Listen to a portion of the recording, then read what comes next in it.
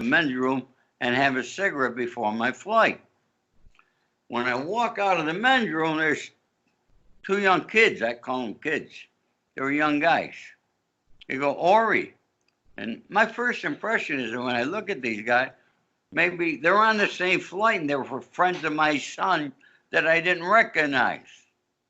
And I go, yeah, FBI. And I said, oh, we'd like to have a word with you. And they take me to the side. They said, look, you could stop looking for Johnny. Johnny's with us. Oh. So now I know where Johnny is. I said, well, I'm going to call their parents, Johnny's parents, and let them know. We prefer you not to. I said, that's his parents. No matter where he's at, they got a right to know. And they said, look, we're going to give you, this is your last chance. You come to work with us. You could join us too. Otherwise, this is going to be your last flight on a real airline. And guess what? They were correct, because my next flight was on Con Air back to New York. So, and Johnny did testify at the trial against me, his father, and everybody else. Which jail did they book you into? I was in a Metropolitan Detention Center in Brooklyn. Is that, it's called the MCC these days? No, MCC is a Metropolitan Correction Center. That's Okay. on Pearl Street in Manhattan. So what? MDC is in Brooklyn. Gotcha. What year were you? What year were you booked? What are you saying? What year were you arrested? 2006. So what was it like going into the jail in that year?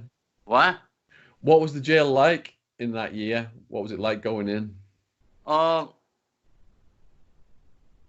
You know, it's something that I knew eventually was going to happen, but you hope it don't.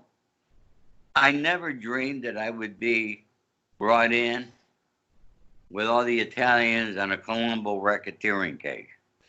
Because I'm a resident of Los Angeles, California. Have been for 40 years. And, you know, when they arrested me and they came to my home, they had me in the cuffs. They said, why are you arresting me? They had distribution of cocaine. I laughed at them and I said, I'll be out by dinner time. And I was. 62 months later. I know, I still did not know it was a RICO, and they brought me downtown Los Angeles. That's where they booked me. And then I remembered when the FBI, they took me in, they had like 27 agents surrounding my building. Just to take one guy. I was 63 at the time. And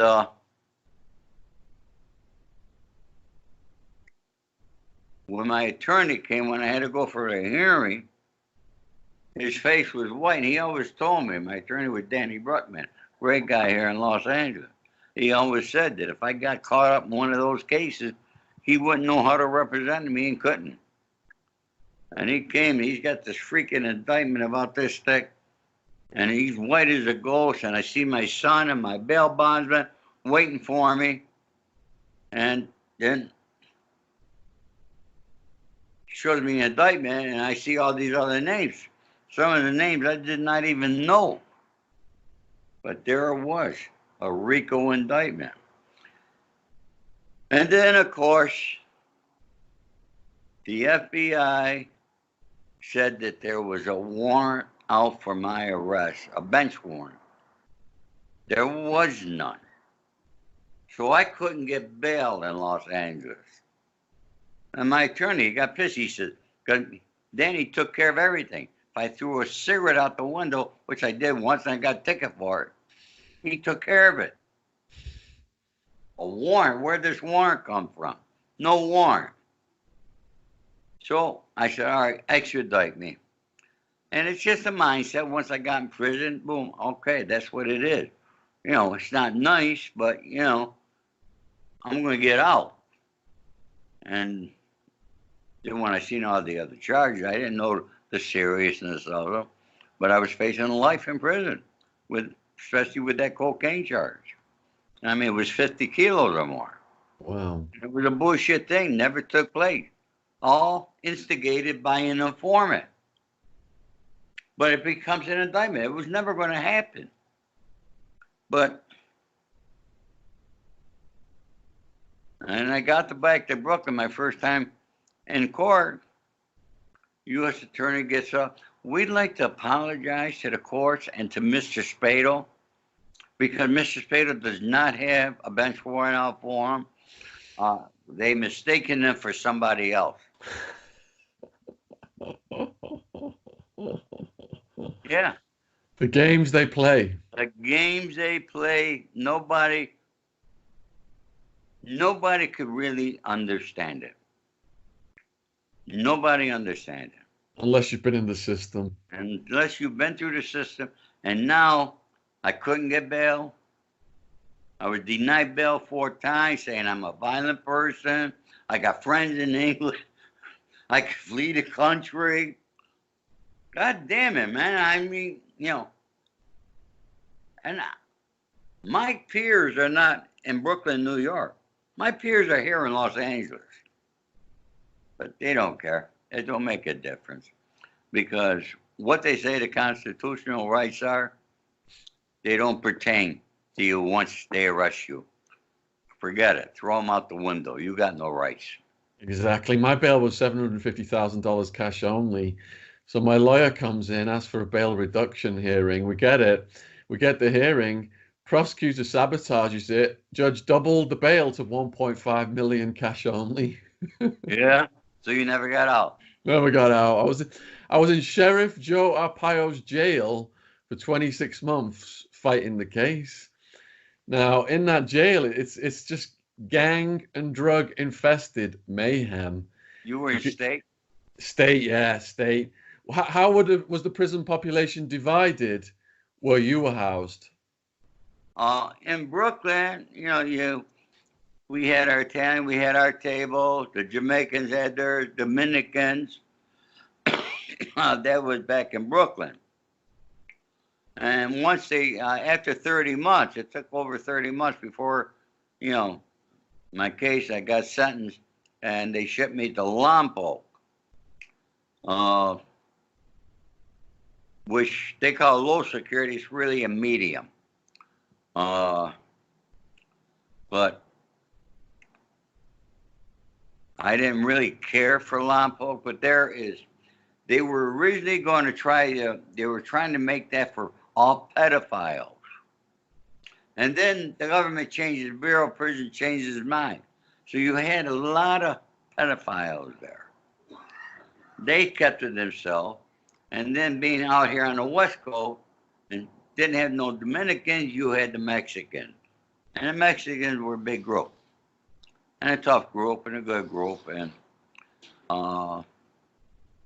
you know, it wasn't bad. I can't say that it was really bad. The weather was cold up there. You know, I thought I was going to be at Terminal Island. I'm still going to be able to conduct business. No, that didn't happen for me. Yeah, up until a month ago, I lived with a guy in the UK here, one of my former trafficking associates out of England who lived in Los Angeles. And he ended up in Lompoc, but it was before you. He was in Lompoc in the late 1990s. Yeah. For his trafficking case. So what made you want to write a book? I've been an avid reader all my life. Ever since I was a kid, I still read every day. I thought I read a lot of books in prison, but now I see that you beat me by quite a bit. I read over 300 books. And reading books, you know, and you're walking the yard, you got a lot of time to think. And reading books, I always try to put myself in a position. And that's when I came up with the name The Accidental Gangster. And walking around prison. still never thinking that I would write a book. And once I got released, I had dinner with my entertainment attorney and a dear friend, George Ham. And he says, Ori, write a book. I know your story, and then we'll do a movie. He said, find a writer. I couldn't find a writer. All I know out here are script writers. And so I sat down and I started typing. And I just began from when I was born. And actually, I began in prison, then thinking back. That's how I did it. You know, how the fuck did I end up there? But then I found my co-writer, who happened to be somebody that we went to school together. And he was writing gangster books out of Las Vegas at the time, Dennis Griffin. So we teamed up, and thus we had the book The Accidental Gangster. I'm very happy with the way it came. Wild Blue Press is our publisher, and the book is doing well. It's got 4.7 rating on Amazon USA right now, which is extremely high. And anyone watching this video can just click below this video to the description box, and there's a link right there that will take you directly to The Accidental Gangster. If you want to buy the book, it's right down there. So please support Ori. You know, go down there and check the book out. You mentioned earlier that you were respected in prison, and we've all seen, I think it was, I don't know if it was Goodfellas or Casino, where it shows the Italian guys in there in the kitchen cooking up the chow. How is prison for the Italians? I'm going to tell you something. In Brooklyn, because you have a lot of Italian from all the families. And come Christmas time, Thanksgiving time, these guys cooked. You couldn't get you couldn't buy a better meal any place. All right. And they bake pies. And you wonder, how the freak did this happen?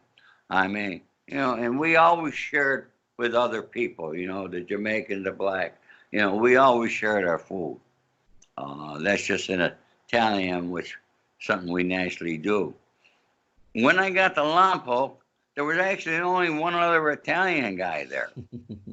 And he was doing 2 lifetimes. His name was Iggy, and he and I became friends. And we walked the yard together. He was a great cook. And he would cook pasta for me once in a while. And then there were a few other guys up there that they'd get together and they did some special things for me. Otherwise, I ate tuna fish for 5 years. Tuna fish. If you could get your hands on what you really wanted to eat in prison, what would be your favorite prison food recipes? You know, one of my favorite food growing up was the gnocchis. And there were 2 guys, they had a chef, I forget where he was from, but they surprised me on my birthday, and they made me gnocchis.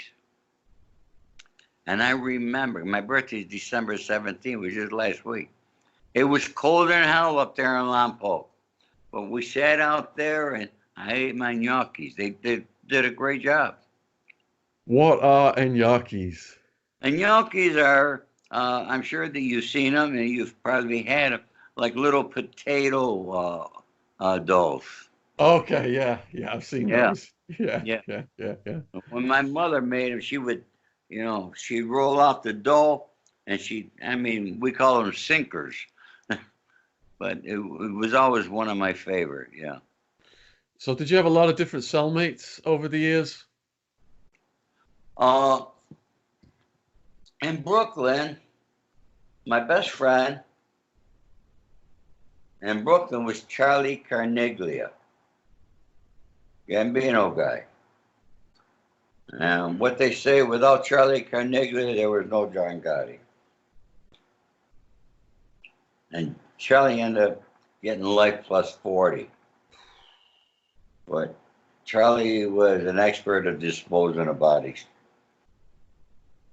And but he and I became best friends in Brooklyn. As far as cellmates, there was always coming and going. Brooklyn is a place where they're coming and going, and I can't remember a lot of my cellmates, to be honest.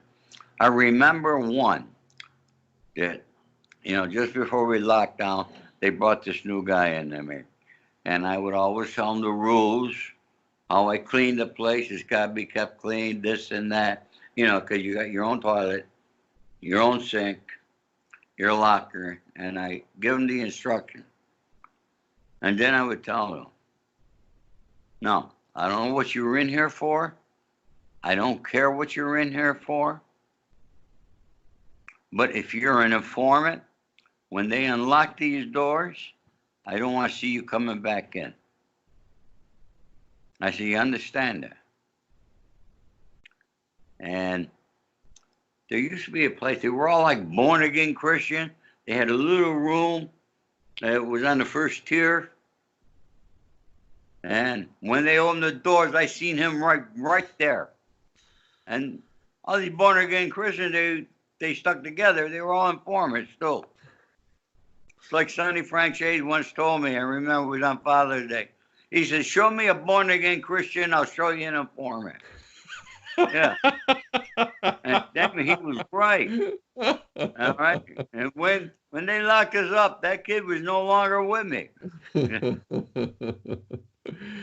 You said you were well respected in prison, but there's always some numbskull that's going to start some shit.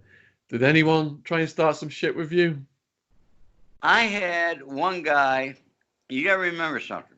When they brought me to Lompoc, and we got off the bus from Victorville, we're chained, shackled, you know the routine, and they bring us through this area, and there's big glass, bulletproof windows, one guard back there, and everybody's got to give their name and number. I'm the last guy. Everybody gives their name, their inmate number. He gets to me, and the guard goes, now I want you all to look at that guy in the back. That's Ori Spado. He's the mob boss of Hollywood from the Colombo Crime Family. I swear to God. I sat there. What the fuck is it, a TV show? Then they bring you through the R&D. And you got to fill out these questions. You get your bedding, you get your clothing. And then they're always going back to that holding cell. And this little guy comes, Spado, psst, psst, Spado, psst. Yeah, what's the problem? You answered this question wrong. Come with me. I said, what question is that? He says, this question. Are you a member of organized crime, a gang, this and that? He said, you mark no.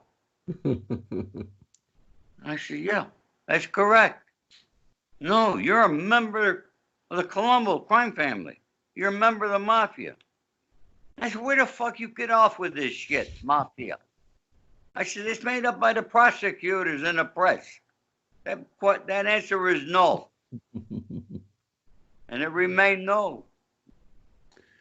Did the guards start any shit with you? Any guards over the years? My first guard was actually, his name was Magana. And when I was putting in my list, my telephone list to get approved, I give him a big list. And he got pissed and called me into his office. He said, don't you expect me to just take care of you? I said, look, it's our right. These are people who want to call. You got to do what you got to do to approve them. And then he changed the subject. He said, I used to be a guard when Carmen Persico was here. So he starts telling me how, Carmen had her own garden up there at Lompoc and so forth. And he asked me if I know Carmen. I said, I've heard of him. And he said, you only heard of him? But you're a Colombo.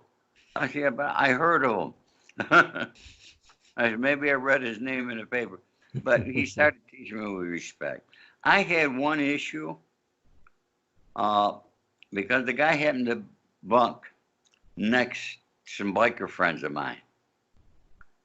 And my biker friends overheard this guy say that they wanted to do the same thing to me they did to John Gotti. So I heard about it, and the guy, he was on the upper bunk. So when the lights went out and everybody was asleep, I found my way to his bunk in the dark. And I put something to his corduroy and woke him up. I says, "Do you want to do something to me?" I said, "You do something to me, you're never going to fucking wake up again. You see how I'm here now?" I said, "Are we going to have a problem?" "No, sir, no, sir. Never had a problem." That was the only thing that ever happened. Did you ever get any disciplinary tickets? No. And did you have many people visiting you? No. You got to remember, I was born in upstate New York, so my family's upstate New York. I didn't want nobody visiting me. My two sons visited me one time in Brooklyn. I mean, my son lived in Florida, my other son in California. So, then I had things arranged because I thought I was going to be sent to Terminal Island, which is only 45 minutes away from here. Instead, and even the judge asked for me to be sent to Terminal Island. But BOP didn't do that. I think the FBI fixed it. Sent me as far away as possible. I didn't want a lot of people visiting me. My son, he came a few times with his girlfriend. I had a few other people come visit me. One guy from London came and visited me, Joey Pyle's brother. Are you allowed in England now, or because of your record, won't they let you in? I can't see them not allowing me in. My passport was never taken away from me because I never got bailed. I have a passport. I often wonder if I'm going to get stopped if I fly there. Because we interviewed John Elite Gambino from in London. He was in London. And Francis, he's been out here. But other people, they've stopped. They wouldn't let Mike Tyson in. But I guess because he's such a big name, they knew all of his criminal history. Well, you see the two names that you mentioned that they allowed in? They're both informants. I know Michael Franchise tried to get in touch with my friends when he did come there. My friends, I gave you their name. You know who they are. They told him they didn't even want him in fucking England. Did you come across any high-profile prisoners?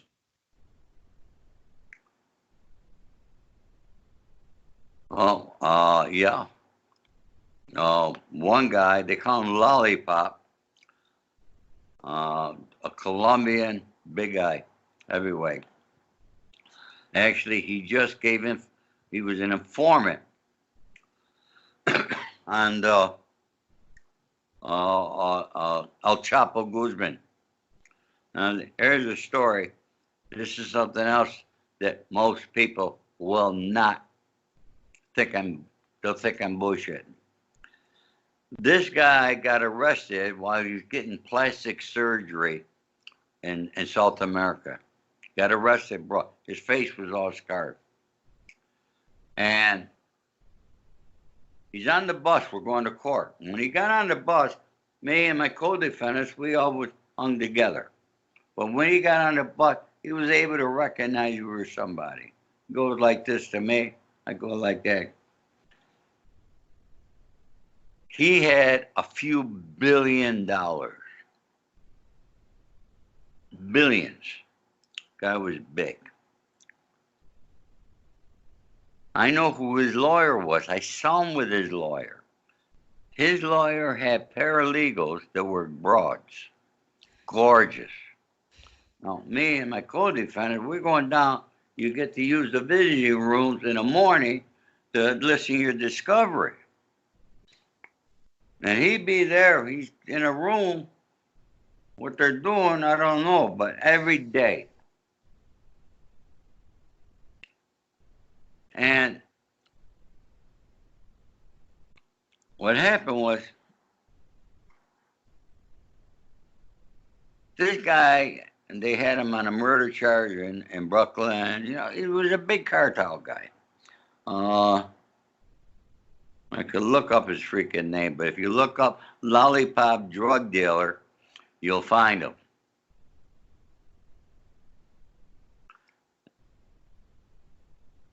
I'll just have a quick Google of that now. Lollipop drug dealer. Colombian, did you say? Yeah. Colombia. Oh, yeah. Juan Carlos Ramirez Abadia alias Chupeta. That's it.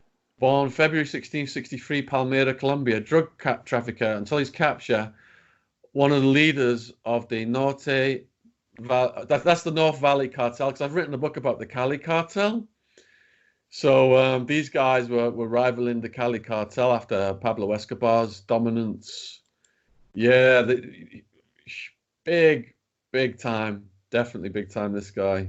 Like you say, worth billions. Man, that's a crazy story right there. Let me tell you what happened. If you get into the part you study about it, after his sentencing, he disappeared.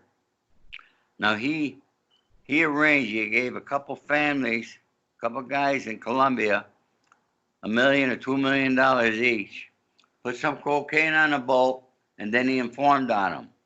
So now that makes him eligible for the witness protection program. Those guys, a couple $1 million each for their family, and they get 10 years each. Ain't no big deal to them. After this guy's sentence, he disappeared. He's not in prison. I talked to an investigator. I'm telling a reporter, a dear friend of mine in New York about it. I tell him who his lawyer was. He says, I'm good friends with him. I called the lawyer. Lawyer said, I don't know who you're talking about. Bullshit, he don't know. He went to Colombia a couple of times. I know this. I seen it. Guy was on the witness, but how much of his $2 billion he had to give our government? And people don't realize the guys who got that kind of money, they could buy their way out of prison. And that's exactly what he did. And they brought this guy back, you'll see, where he informed against El Chapo Guzman. Brought him back into court. So these guys, they make the billions, but does that money then end up in the hands of the authorities anyway? It's Department of Justice. Yeah. So basically, Chapo, Escobar, they're like fall guys really in the war on drugs. The money ends up going back to the government. Right. The house always wins. Huh? The house always wins, like in the casino. But that guy Lollipop, he got a hell of a deal. He's out of prison. Would you say that the rise of the Mexican cartels and the Colombians it has reduced the power of the Italian mafia? I don't think the Italian mafia has the power or will ever have as much power as they used to. Not in this country. Because law enforcement has just become so heavily. At the time of my arrest, the FBI had agents attached to all the 5 families. They since reduced that there, and they got like 2 squads for the whole 5 families.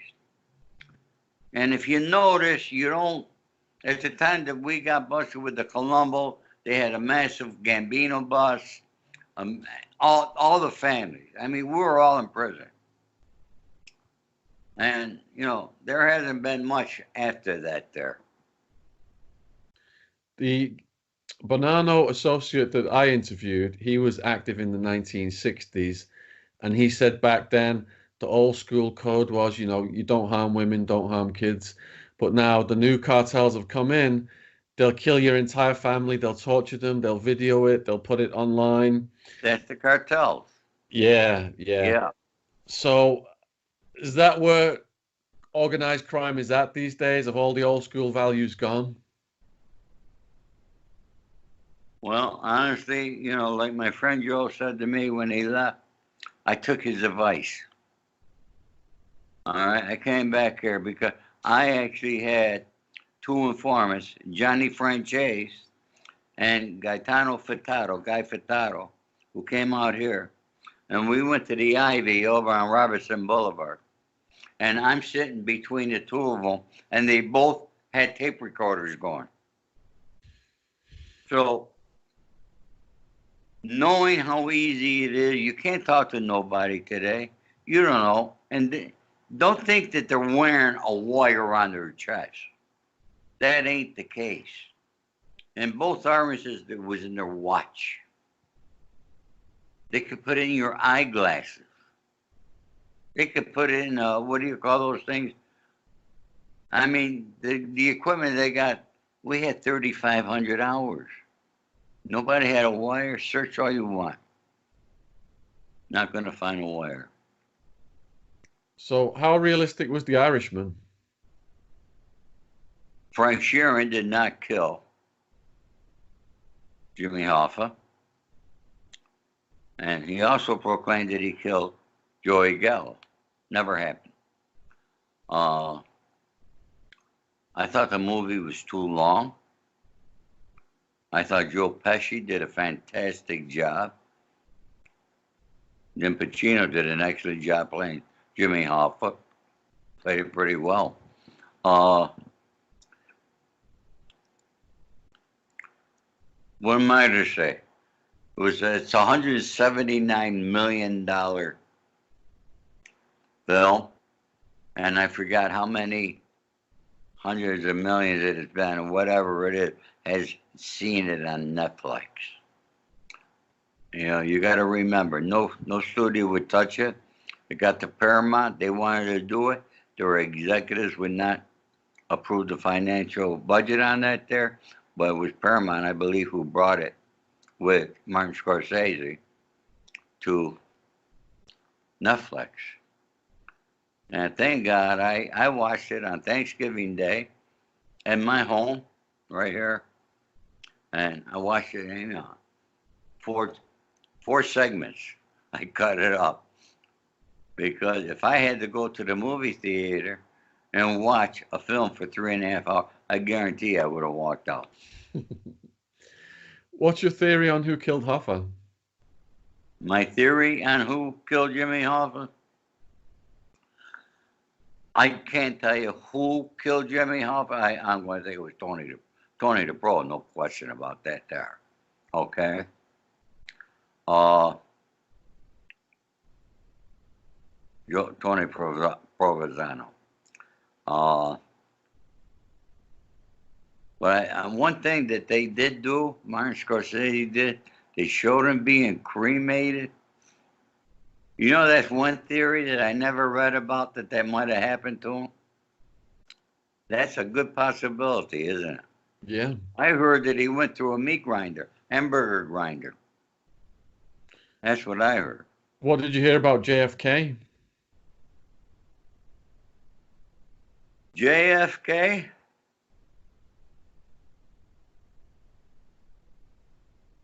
There again, it's be my conspiracy theory. Everybody's heard of the underworld. Nobody's heard of the overworld. Many, many years ago, a guy came to me and he had papers from the overworld. The overworld was Aristotle, Onassis, and that type of thing. The underworld, of course, being guys like me. And I know Ted Kennedy went to Aristotle Onassis and said he wanted to run for president. And Ari told him, you run for president, same thing happened to your brother is going to happen to you. Ted never ran. John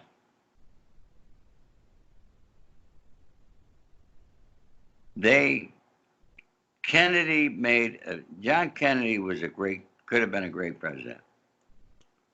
And, he did it. I think it was a big mistake making his brother the Attorney General and then have him go against the same people that put him in the office. That was no good. That was rotten shit. He got shot too. A lot of people are not like me, but you don't do that. He wanted to play his own political game. It's like he didn't care for his brother. I blame Robert Kennedy for killing John Kennedy. How was that one? In more recent years, we had the Chomo Jeffrey Epstein got taken out or suicided in your state. Did you hear anything on that? I don't believe he committed suicide, I'll tell you that much. When you're dealing with that kind of money, that kind of power of the people that were around, you're talking about presidents. You're talking about leaders of countries. Prince Andrew over here, he's been in the news a lot. Over in your country there. What do you think is going to happen? People used to come to me and had deals where we're going to make billions of dollars. And I said, you really think that's going to happen, huh? You ain't going to make it. You're going to get killed. Because those people are not going to allow it to happen. They say that if the wealth of this country was distributed equally amongst every citizen in the United States, if everybody woke up tomorrow morning and had the same amount of money, in 6 months, not 6 years, 6 months, it'd be back in the hands of the people who have it. So you mentioned there's an underworld with people like you and an overworld. So you're saying the overworld took Epstein out? The guy brought the papers to me, and he showed two guys at the grassy knoll in Dallas. Jimmy Fratiano and Johnny Roselli. They were at the knoll. The guy had shown me pictures. I never hear about them there. Did Lee Harvey Oswald really kill? There's so many theories that they come out with. Who does really know? CIA knows. And do those guys, do they work with the underworld and get the underworld to do their hits? Absolutely. When the FBI, CIA, DEA, when they need you, they'll come to you. They'll come to us. They might need somebody whacked. They did it in Mississippi with Colombo guy. What the hell was his name? He worked as an informant, and he got more information from the FBI agent was Del Vecchio. What was his name now? I'm having a senior moment. But the FBI took him down, and he did the job down in Mississippi to find out who killed those young kids. It was an Italian that did that. So, if they got a use for you, they're going to use you. If not, they're going to abuse you. So with Epstein then, do you think it's more likely they would have used the guards to do it if he was killed? They would have used the prisoners to do it? Or they would have sent someone into the MCC? They could have done it either one of them ways. I'm going to imagine with the guards. Because the guards are saying they both fell asleep simultaneously, which has never happened in the history of that jail since 1975. Right. Were you in that? No, you were in state prison. Arizona State. You were in Arizona State. Sheriff Joe Arpaio. Joe Arpaio, that asshole. Yeah. Don't pardon him. What's it going to take to get your story to the movie level then? Well, we hope that happens. That's the dream of every one of us. I do have a couple of writers giving a stab at a script. I have Nick Pileggi, who did Goodfellas and Casino. He'll come aboard as an executive producer. Unless you want to come up with $250,000, he'll write the script. I got 2 writers writing on it. I think I got a good chance for a TV series. It's my theory, my feeling that it happens, then it's meant to be. If not, it's not meant to be. But I got a little better advantage than a lot of people because I got a couple agents in town. Once Nick approves the script, then I know I got a strong script. And then the agents will go out and sell it.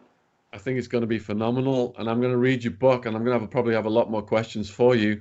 People watching this video, you can click down there and you can find a link on Amazon USA, a link on Amazon UK for Ori's book. You've been very generous with your time. Is there anything you would like to say? Also go to www.theaccidentalgangster.com. Yeah, rather than Jeff Bezos make all the money. Huh? Rather than Jeff Bezos makes all the money, the Amazon guy. Yeah. Is there anything you would like to say in conclusion to the people watching this video? A lot of young people. I want to show people a few things that I still have here. You know who drew that? Charlie Bronson. Charlie Bronson. Wow. Charlie Bronson. We have other photos that Charlie used to send me different things. And this is a picture of my mate, Joey Pyle. Wow. I wish Joey were alive. But yeah. A lot of young people watch my videos, and some of them have got gangsteritis. What do you say to those young people with gangsteritis? With gangster what? Gangsteritis. They want to be gangsters. My suggestion is go to school, get a trade. Otherwise, you're going to end up dead or in jail. Those are the only options you got. It's not as glamorous. Would I do my life over again? More than likely I would. But I do not recommend it for anybody. I never involved my children in the life. And it's like I say in my book, if I could help one person from avoiding the life, then the book was well worth it then. No. The fast money, the fast woman, and the fast cars, they do you nothing when you're in prison. And you could attest to that. I think that's a real good positive note to end it on, Ori, and I want to just really thank you for your time today. Shaun, and wish you all the best. It was a pleasure meeting you. And I'll say hello to Dave Courtney and the fellas in London for you as well. Thank you. All right, you take care. Thank you. Take care now. Bye-bye. Cheers. Good night.